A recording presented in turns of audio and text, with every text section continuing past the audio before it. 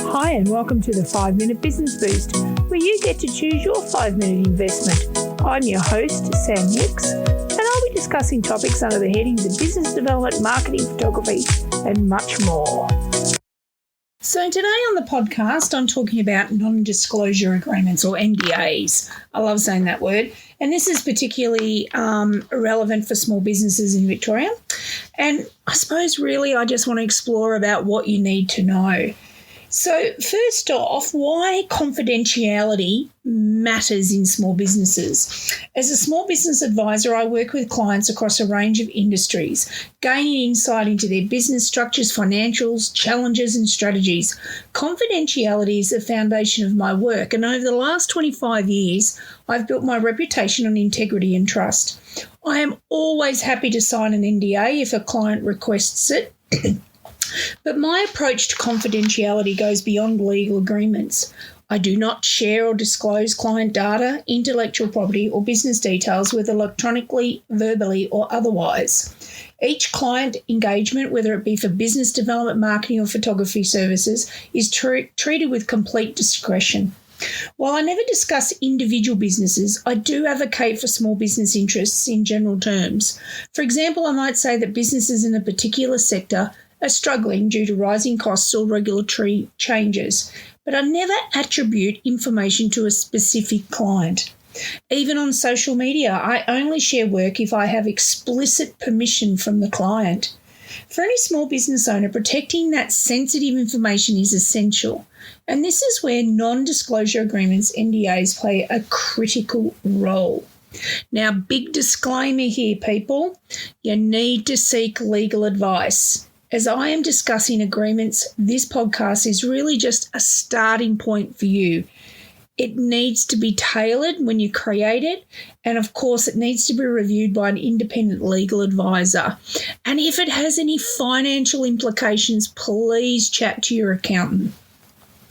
Okay, so many firms and organisations have NDA tools online, and I've left, I think, my top 4 or 5 in the show notes, some links, so check them out. But let's get into it. So what is an NDA? Sometimes they're called confidentiality agreement. I like saying NDAs. Weird, I know. An NDA is a legal contract between 2 or more parties that outlines the confidential information they share, and it restricts how it can be used and disclosed.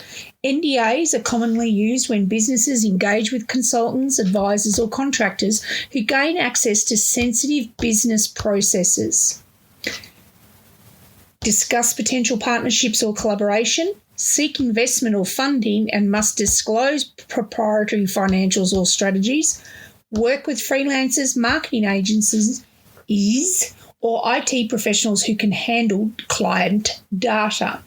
So for small businesses in Victoria, using an NDA ensures that intellectual property, those trade secrets, and that client data remain protected from misuse. So I'm hearing you, Sam, I'm a small business. Why should I use it? Well, couple of different reasons. Number one, you need to be able to protect any intellectual property, so known as IP.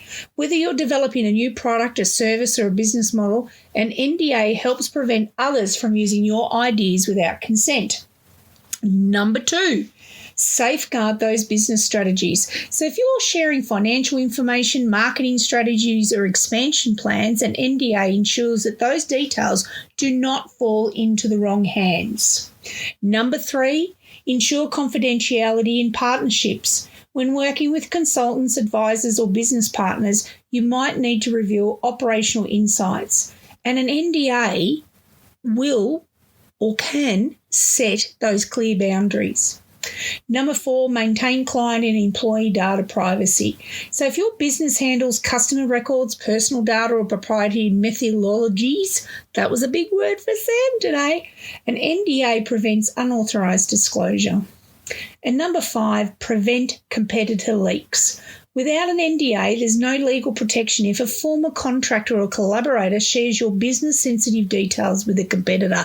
And so many times I hear horror stories about, oh, Sam, I partnered up with this business and it was all well and good for about 5 years, and then that partner went off and they took a third of our business, started up an exact replica of our business, and I was severely disadvantaged by this. So consider an NDA, people. So when should you use an NDA? Before pitching a business ideas to investors or partners is the top of the line here. When hiring a consultant or a freelancer to work on sensitive projects. If a contractor is given access to business databases or operational processes. When negotiating a joint venture or strategic partnership. So those 4 really cover quite a broad range of why you should use an NDA. So basically, the nuts and bolts, if you're sharing anything valuable that's not public knowledge, an NDA is a smart move. So the big question, what should it include? A well-drafted NDA should clearly define the parties involved, who's agreeing to keep the information confidential. What is considered confidential? You need to define the scope of information being protected. Obligations of the recipient. How should they handle and protect the information? Exclusions. What information is not covered by the NDA? Publicly available data. In my case, financial stuff. I don't want to go near it. So I always make sure that my NDAs have exclusions or, I suppose, disclaimers about that I am not a financial advisor and that the client needs to get external help with finances. Time frame. How long does the confidentiality obligation last? And what are the consequences of the breach? What are the legal actions that can be taken if confidentiality is violated? All right, okay. So there are 2 types of NDAs in Australia. The first one is what they call a one-way NDA. So that's used when one party is disclosing confidential information. So that's really about a business hiring a consultant. Okay, so that's about a business that engages with Sam Hicks and we create a one-way NDA. A mutual NDA is used when both parties share sensitive details. So this is really about 2 businesses discussing a potential partnership. And sometimes I've actually had partnerships come to me and say, Sam, we've been going for 6-7 years. We're growing, we're scaling up. We need an NDA to cover both parties. So it doesn't really matter, I suppose, when you're in a partnership, when you get that NDA, as long as you get one somewhere along the line. I mean, the ultimate goal would be get it from day one and alter the document over time as things grow and expand. Are NDAs legally enforceable in Victoria? Yes is the broad answer. Again, remembering I am not a legal person, but this is from my research that I have done online and chatting to people. So yes, they are legally binding contracts in Victoria, provided they meet contract law requirements. However, enforcement depends on the clarity of the terms. Ambiguous clauses may weaken the agreement.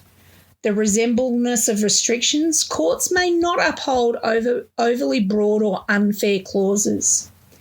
And breach consequences. A well-defined penalty clause strengthens enforceability. So what happens if an NDA is breached? The injured party can seek injunctions to prevent further disclosure, damages for financial losses, and court orders to recover proprietary information. So really, final thoughts. Is an NDA right for your business? So if your business deals with valuable proprietary information, an NDA is a low-cost, high-impact tool to protect your assets. However, an NDA alone is not enough. Consider only sharing confidential information when necessary, using contracts with clear confidentiality clauses, and if you are an employer, you need to educate your team and your contractors about data security. For small businesses in Victoria, protecting business information is just as important as growing the business. I have enclosed the links to 4 of my favourite templates for a do-it-yourself version, each slightly different format, of course. And if you are unsure how to draft an NDA, you need to seek legal advice to ensure your agreement in the end is clear, fair and enforceable. And the same advice if you are drafting one. It may just be the best money well spent to have a legal objective view. Get eyeballs on the document before you sign off on it. Until next time, cheerio. Thanks for listening to the 5-Minute Business Boost. For more information, follow me on socials, sign up for my newsie, or check out my website to see how we can work together to reach your small business goals. Remember, anything is possible, especially in the northeast of Victoria. Until next time, cheerio.